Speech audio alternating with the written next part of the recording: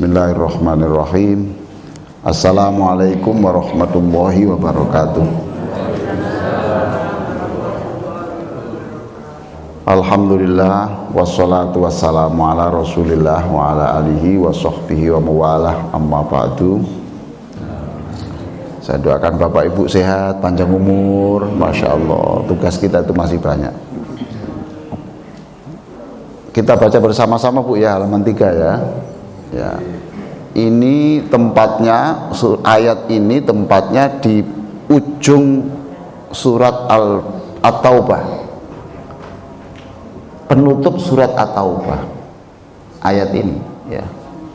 Ayat ini termasuk ayat yang punya sejarah khusus Bapak Ibu sekalian. Punya sejarah khusus.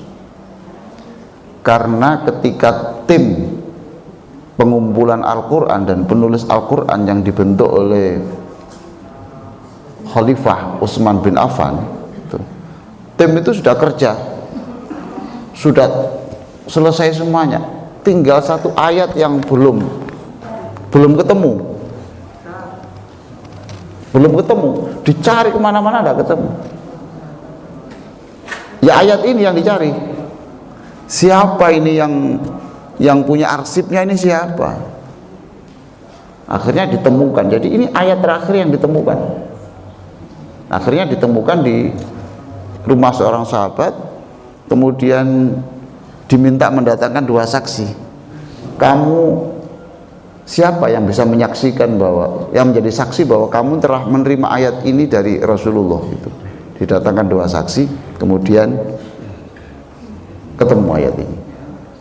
Yang kedua, ayat ini punya sejarah khusus ya. Ada ahli matematika di Amerika ya. Dia menghitung gini Pak, semua nama Allah di dalam Bismillah ada berapa nama itu? Berapa nama Bismillahirrahmanirrahim? Tidak, bukan hitungan hurufnya. Nama Allah di situ ada berapa? Berapa?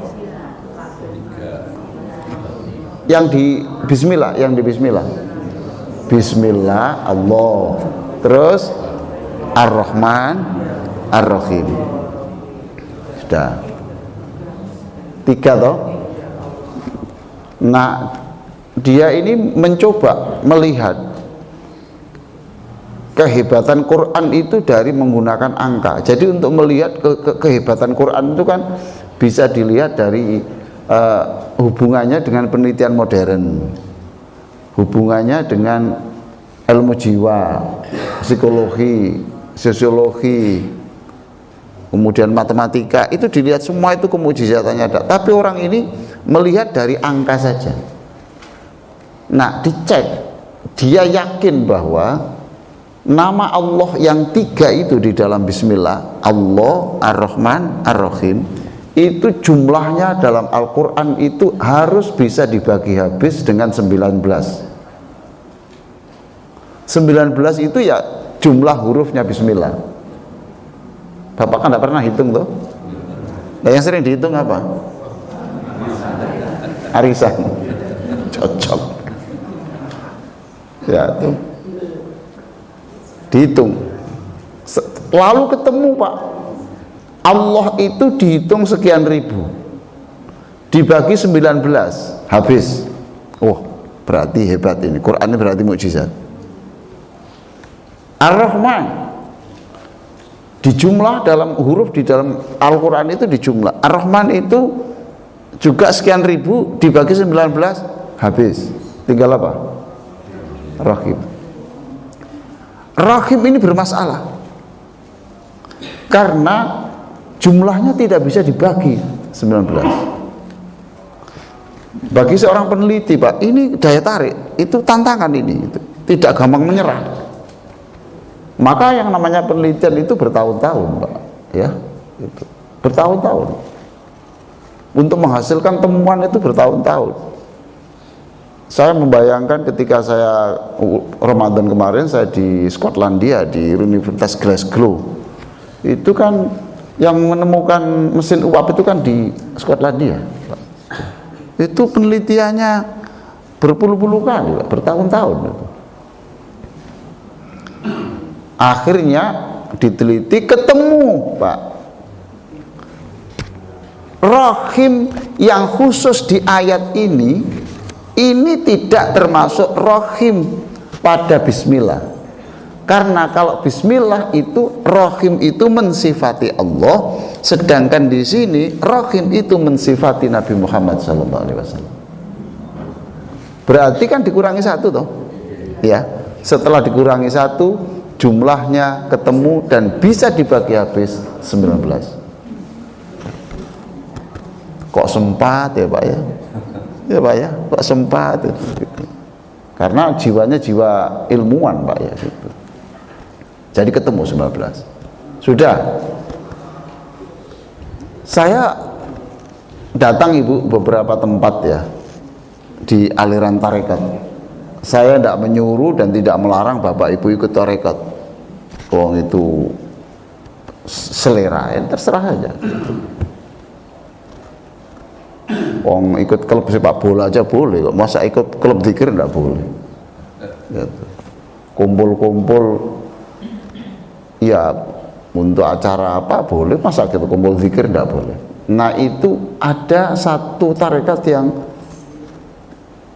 saya tanya itu santrinya itu, yang pengikutnya itu, apa yang dibaca untuk masuk untuk tahap 1 itu. Dia mengatakan, saya disuruh sering puasa dan selama puasa saya disuruh membaca ayat ini berapa juta pun.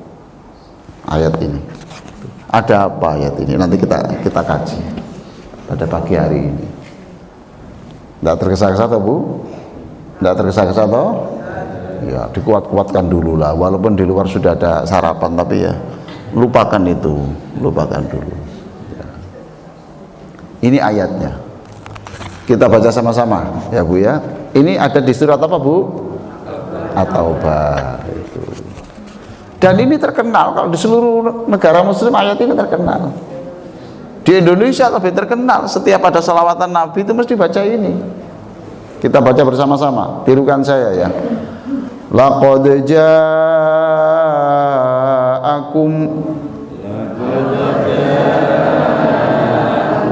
rasulun min anfusikum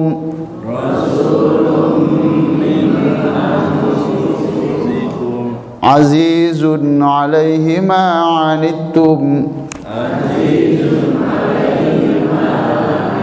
harisun alaikum bil mu'minina raufur rahim. Laqad ja'akum rasulun min anfusikum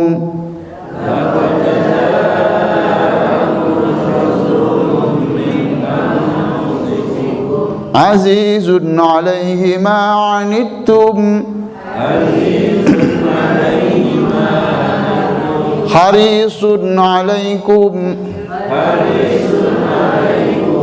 bil mu'minina raufur rahim. Nah sekarang tolong digarisbawahi kata azizun alaihi ma'anitum, digarisbawahi, diberi garis bawah. Lalu harisun alaikum diberi garis bawah. Tidak bawa pulpen Pak? Tidak apa-apa, spidol bawa. Yang ketiga, bil mu'minina raufur rahim, digaris bawahi. Apa yang digaris bawahi? Nah itu. Yang kedua, iya. Yang ketiga, nah tiga itu adalah sifat utama Rasulullah Shallallahu Alaihi Wasallam. Jadi kalau ditanya akhlaknya Rasulullah, ya ini. Tuh. Dan Bapak Ibu tahu di sini, ini akhlak yang menyangkut ketiga-tiganya itu adalah akhlak yang menyangkut kemanusiaan. Ketiga-tiganya ini akhlak yang menunjukkan Nabi itu orang yang punya kepedulian kepada kehidupan bersama itu. Nah sekarang ya, yang pertama apa? Azizun alaihima. Jadi yang pertama adalah Nabi itu memiliki empati. Empati itu ikut merasakan derita orang, ikut merasakan derita orang. Jadi ketika Bapak sakit, Rasulullah ikut sakit loh Pak. Gitu. Kalau Bapak Ibu tiba-tiba diberi cobaan Allah, sedih karena sesuatu masalah, loh Rasulullah ikut sedih. Hebat terus. Jadi Rasulullah memiliki empati.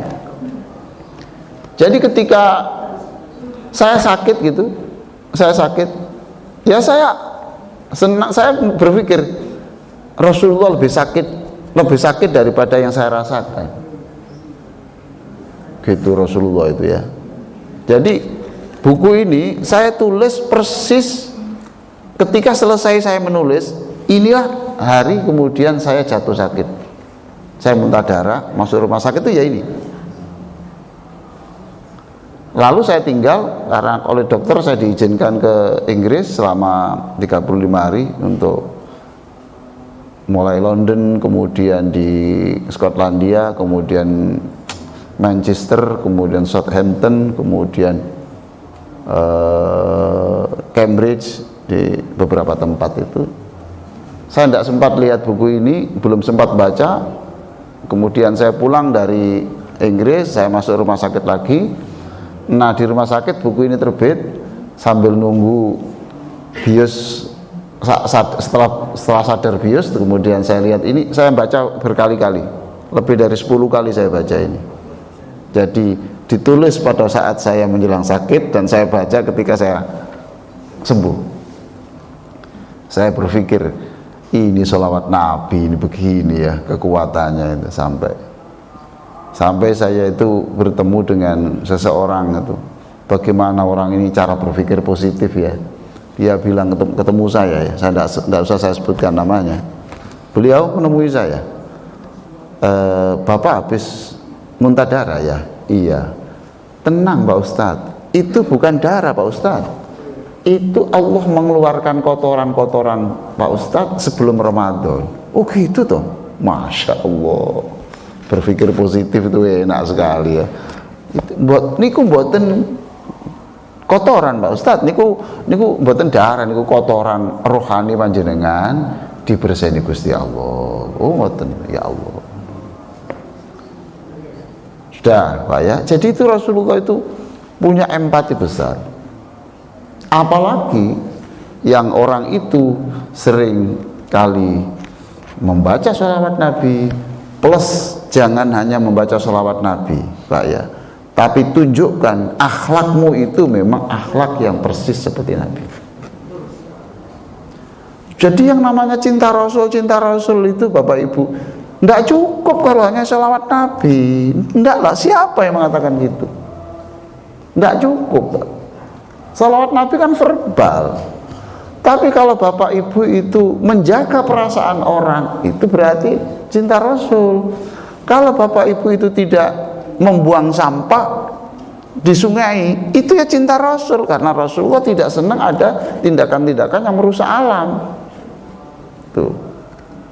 Saya ngomong begini karena saya masih gelisah. Kalau saya jalan pagi ketemu suami istri yang boncengan membawa tas kresek, kemudian enaknya saja tas kresek itu dibuang ke sungai itu. Masya Allah. Ini kalau nanti ada banjir, ada apa, kemudian orang ini meninggal, ini punya saham orang ini, kasihan dia ini. Itu buang sampah seenaknya, menggunakan tas kresek seenaknya. Kita ini sudah harus berpikir, kalau cinta Rasul itu yang antara lain kita harus hemat tas kresek gitu, karena kesuburan tanah kita ini sudah bermasalah, sedangkan tanah ini masih dipakai oleh generasi 1000 tahun yang akan datang kalau belum kiamat, gitu. Itu tuh. Masa orang-orang yang tidak mengerti ajaran Rasulullah itu sudah mempraktekkan? Mana ada sekarang di luar negeri itu kita belanja bisa ambil tas kresek, mahal itu. Bisa saja seluruh belanja kita itu lebih murah dari tas kresek yang kita beli. Cinta. Jadi itu.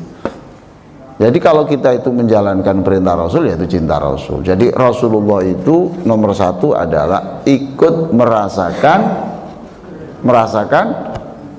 derita atau kesusahan orang. Jangan dibalik. Hidup kok justru membuat susah orang. Ya sama sekali tidak cinta Rasul. Hati-hati. Hidup jangan membuat susah istri, jangan membuat susah suami, jangan membuat susah orang tua, jangan membuat susah anak, jangan membuat susah tetangga. Itu tuh, Masya Allah. Ini Nabi Muhammad itu polanya adalah membebaskan, ikut merasakan derita orang. Lah antara lain untuk ikut merasakan derita orang, lo kan sederhana Pak. Kalau bapak ibu melihat seorang anak yang ekonominya pas-pasan harus merawat ibunya yang stroke sudah 10 tahun, cari biaya susah, digendong, disuapi, kemudian itu masa kita diam? Kita baca sholawat, Allahumma sholli ala Muhammad. Ya Allah, orang ini pantas engkau beri cahaya Rasulullah karena baktinya kepada orang tuanya. Nah berarti kita sudah ikut merasakan derita orang. Ini sifat yang pertama. Yang kedua apa? Sifat Nabi yang kedua apa Bu? Itu lihat ayatnya itu. Harisun alaikum. Harisun alaikum itu artinya Nabi itu sangat-sangat ingin kita ini selamat dunia akhirat. Kita itu diinginkan Nabi itu ingin sekali kita ini jadi orang baik. Ya Allah, sudah ingin membebaskan derita orang, ingin jadi orang baik. Ibu kalau anaknya sakit ya, itu ibu ikut merasakan sakit? Tidak hanya merasakan, ibu mesti bilang, wahai Allah, jangan dia yang sakit, sakitnya itu pindahkan ke saya. Betul? Ibu kandung berarti. Bapak juga begitu? Bapak juga begitu? Ini di mana-mana. Bahkan kemarin itu ada seorang ayah yang mengatakan, enggak Pak, saya enggak sampai begitu, istri saya saja yang begitu. Loh bapak kandung, ya bapak kandung tapi nggak sampai mikir sampai jawab itu. Luar biasa toh. Cinta ibu itu kan sepanjang jalan.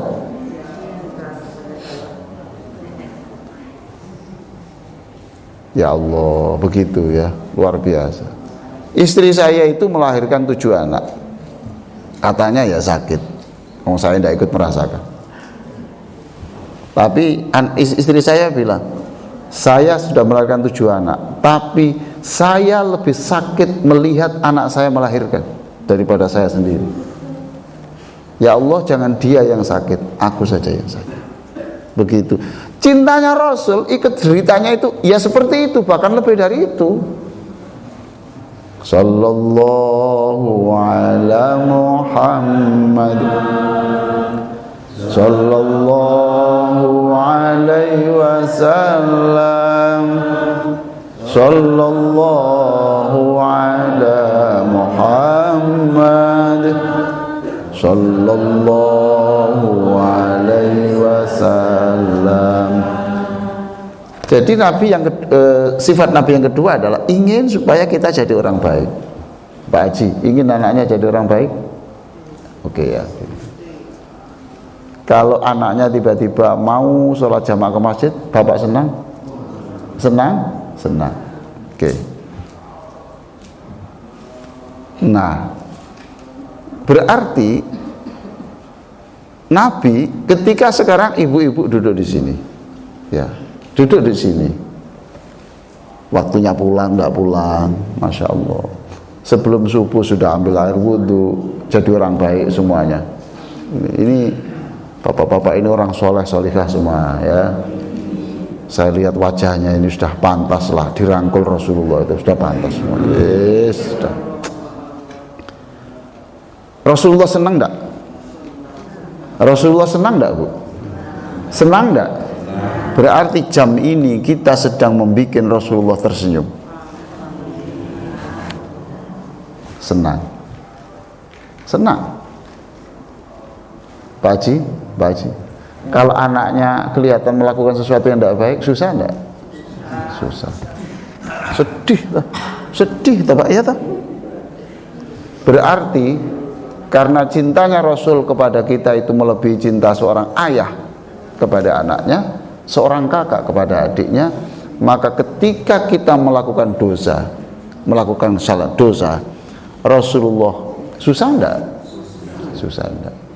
Karena Rasulullah besok akan ditanya tanggung jawab. Kenapa Muhammad masih ada orang melakukan kesalahan? Jangan-jangan dulu kamu kurang serius melaksanakan tugas kenabian. Itu Pak. Jadi setiap dosa adalah air mata Rasulullah. Setiap kebaikan adalah senyum Rasulullah. Masya Allah. Itu luar biasa. Loh, apakah Rasulullah masih bisa melihat kita? Nanti akan saya jelaskan pada bab berikutnya. Nanti saya tunjukkan di buku ini nanti, tapi tidak sekarang. Mungkin episode yang ke-2. Pokoknya besok kalau pengajian lagi saya ada jadwal ke sini, tolong dibawa ya. Jangan ketinggalan. Terus di rumah dibaca terus.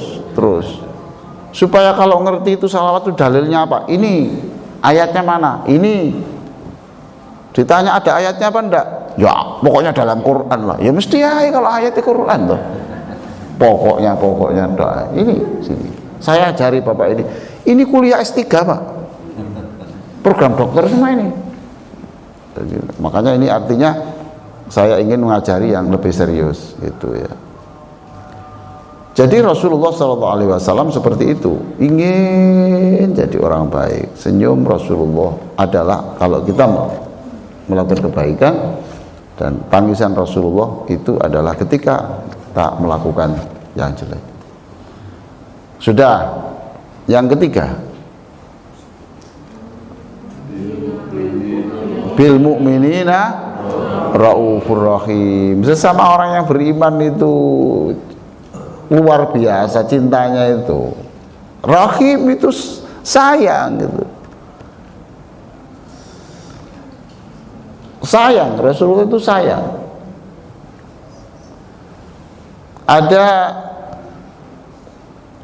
Ada orang yang bercerita begini, ya. Saya menjadi saksi bahwa Nabi itu memang mencintai orang-orang itu ya, penuh kasihnya itu luar biasa. Apa itu? Saya ini saksinya, katanya itu. Maksudnya, dulu ayahku itu ikut berjuang sama Rasulullah, terus ayahku meninggal. Sejak kecil Rasulullah sering menggendong saya, dan seringkali Rasulullah itu gendong saya untuk ke tukang potong rambut, sampai begitu. Dan itu dilakukan sampai saya besar. Jadi saya ini menjadi saksi bahwa Nabi itu bukan orang sembarangan. Bil mu'minina raufur rahim. Ini 3 sifat Nabi tadi. 1, azizun alaihim anittum. Yang kedua, harisun alaikum. Yang ketiga, bil mu'minina raufur rahim. Kalau ditinggal menjadi empati, obsesi, dan kasih. 3 itu. Nah, ini sifat Nabi Muhammad. Ibu-ibu sekalian, bapak-bapak yang sangat saya hormati, kita ini punya anak semua. Kita sedang bersedih, Bu. Ibu punya cucu, punya anak. Kita sedang bersedih mengalami zaman yang seberat ini, ya Pak ya. Bagaimana orang tiba-tiba melakukan kejahatan yang sedemikian canggihnya di internet ini ya. Saya kemarin tidak bisa membayangkan ya, saya membaca itu sambil nangis saya itu. Seorang ibu yang menggunakan jilbab, tidak saya sebutkan daerahnya di mana. Jilbab ya, dia ikut aktif di pengajian, anaknya itu perempuannya itu SMP, masih SMP. Ya biasa ya di rumah ya sekolah seperti biasa, nggak ada gelagat apa-apa. Tahu-tahu didatangi polisi, ternyata anak ini sudah direkrut sebagai pelacur. Direkrut sebagai pelacur oleh apa gitu itu namanya, jaringan Pak ya, jaringan Pak di daerah sini Pak, di Kabupaten Sidoarjo sini. Saya tidak bisa membayangkan Bu, gimana tuh Bu, gimana tuh, saya bayang itu anak itu Bu, tiba-tiba begini. Apakah kurang orang tuanya? Saya kira bukan kurang, ya sudah, wallahu alam, sudah ini cobaan besar. Tapi kita tidak boleh membenci dia, tidak boleh. Bisa saja suatu saat dia tobat, ya itu namanya anak, ya. Kok tega-teganya itu ya, tega-teganya merusak masa depan orang tuanya, merusak masa depan anaknya, begitu tidak punya beban, hanya karena supaya dapat duit banyak. Dia merekrut, katakan direkrut, dia bayar 50 juta, anaknya dikasih 50 juta kan seneng, ya toh Pak? Nah dia dapat untung direkrut orang 100 juta, dia dapat untung 50 juta. Kok tega-teganya? Dan itu menjadi sinyal bahwa kita ini punya masa depan seperti ini. Kita tidak boleh main-main. Kapan kita menjaga anak itu? Kita tidak bisa menjaga anak. Yang bisa menjaga anak itu Allah. Oleh karena itu, sholatlah yang sungguh-sungguh.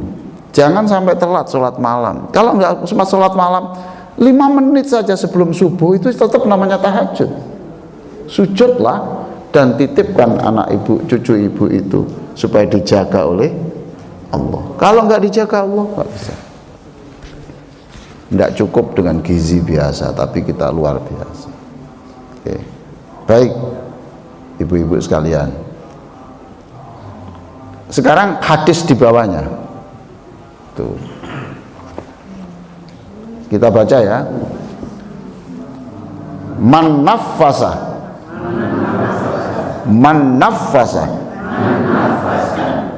an mu'minin kurbatan min kurabid dunya naffasallahu anhu kurbatan min kurabi yaumil qiyamah. Man naffasa an mu'minin kurbatan min kurabid dunya naffasallahu anhu kurbatan min kurabi yaumil qiyamah. Nah, ini terjemahnya dibaca sendiri. Siapapun yang membebaskan derita mukmin dari aneka derita dunia, maka Allah akan membebaskannya dari aneka derita hari kiamat. Kan sederhana toh Pak ya. Kalau kita ingin di akhirat nanti tidak menderita, kan sederhana. Rumusnya apa? Rumusnya gimana Bu? Ya iya toh, sederhana. Nah kalau kita ingin dibebaskan derita, Allah tanya dulu toh. Sekarang saya tanya, berapa orang yang sudah engkau bebaskan deritanya di dunia kamu? Lah kamu belum kok melakukan, kok minta sesuatu. Kalau ingin dibebaskan derita, ya sudah, cari orang-orang yang menderita, bebaskan derita mereka itu. Saya sudah berkali-kali di tempat ini. Ayolah kita mengangkat beberapa anak angkat untuk pendidikan. Kalau pendidikan di Surabaya terlalu mahal, di Sidoarjo terlalu mahal, kita cari yang di pedalaman sana. Ada itu SPP dan seragam anak setahun itu di madrasah itu nggak sampai 1 juta loh. Ayo kita angkat. Kasihan mereka kan petani, Pak ya, itu hasilnya nggak jelas. Itu kemudian dia sekolah, daripada dia berhenti, ya kita transfer. Itu.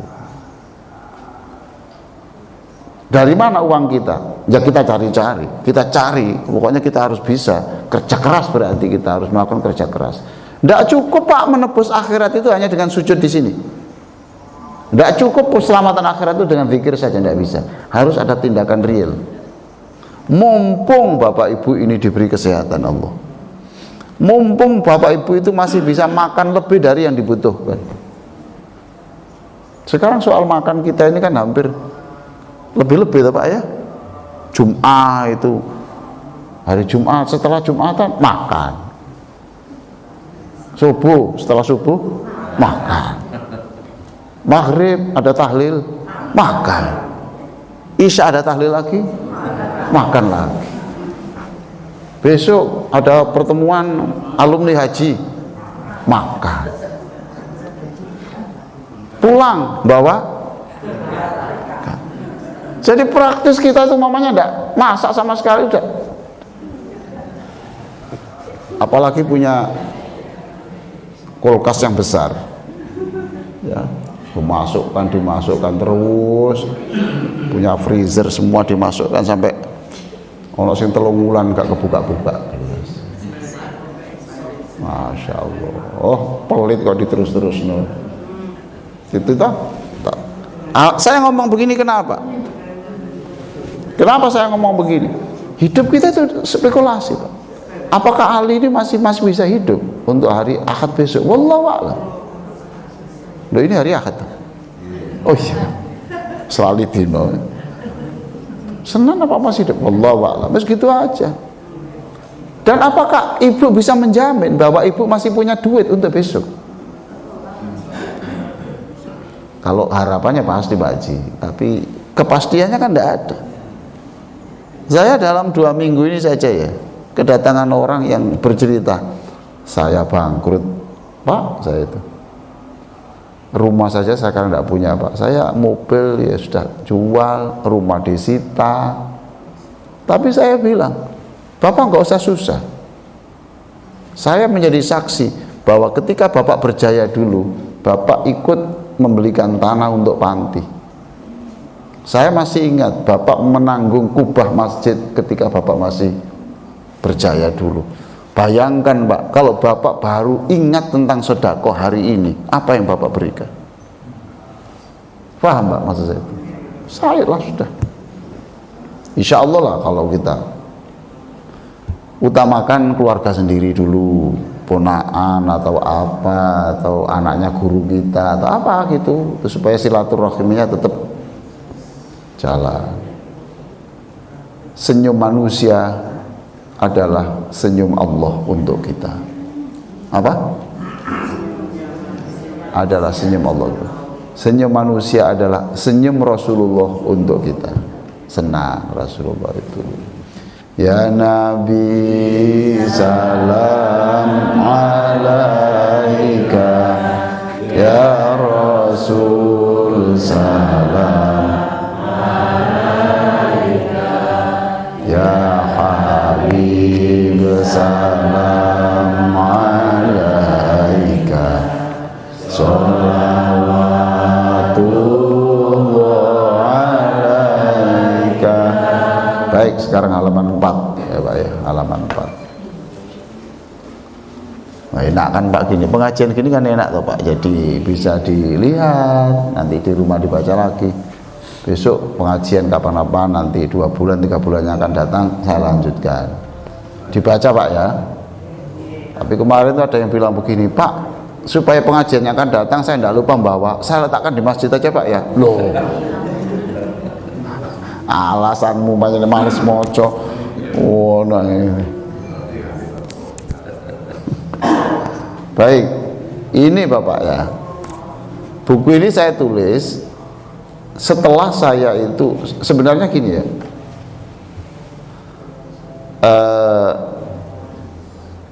saya memang ingin bagaimana sih meniru dekat kepada Rasulullah itu dengan beberapa orang lah gitu ya, dan saya baca-baca itu. Nah ketika saya merenung gitu ya, makanya saya ketika nulis ini panjang, nulis saya itu panjang. Ketika saya sudah berpikir bagaimana saya ini mengerti tentang hubungan manusia dengan Rasulullah, tiba-tiba saya ketemu buku ini gitu loh. Ketemu buku ini yang judulnya Jala'ul Afham fi Fadlis Salati Wassalam ala Muhammadin Khairil Anam. Itu judul bukunya. Ini ditulis Bapak Ibu oleh Ibnul Qayyim Al-Jauziyah. Ibnul Qayyim Al-Jauziyah itu muridnya Ibnu Taimiyah, yang itu adalah orang yang terkenal pemurnian tauhid, yang pokoknya sedikit-sedikit syirik, sedikit-sedikit bid'ah beliau ini.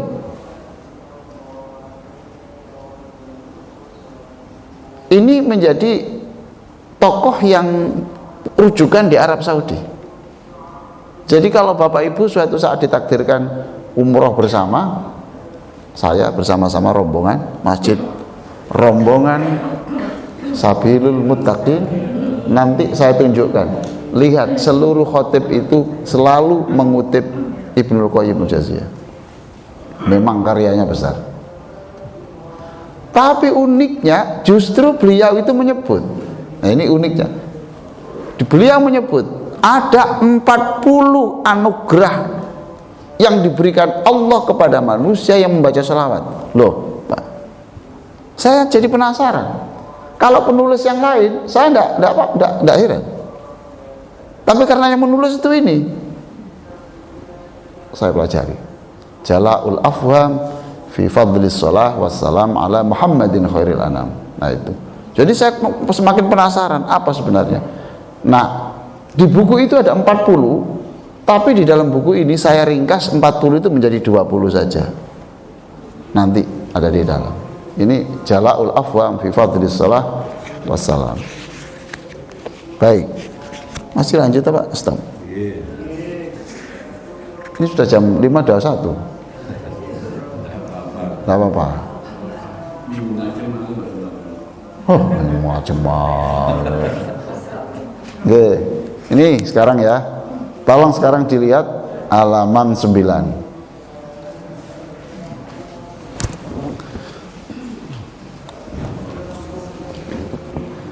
Ibu-ibu, bapak-bapak sekalian, sholawat Nabi itu kan banyak toh, ya toh? Ada sholawat apa? Ya, sholawat Ibrahimiyah. Jadi sholawat Ibrahimiyah itu sholawat yang menyebut Nabi Ibrahim. Ada kata Ibrahimnya, itu sholawat Ibrahimiyah. Paham? Ada sholawat apa lagi? Naria. Ada lagi apa lagi? Tibil Qulub. Ya toh? Ada sholawat apa lagi? Sholawat Badar. Banyak sholawat. Apa? Ya, pokoknya banyak lah, pokoknya. Tapi Bu, ya, kalau ditanya di antara seluruh sholawat itu yang paling top, ya, paling top, ya, adalah sholawat Ibrahimiyah. Itu perlu dicatat. Ada sholawat Imam Syafi'i. Sholawat Imam Syafi'i itu begini, Allahumma sholli ala Muhammadin kullama dzakarahu dzakirun wa sholli ala Muhammadin kullama ghafala an dzikrihil ghafilun.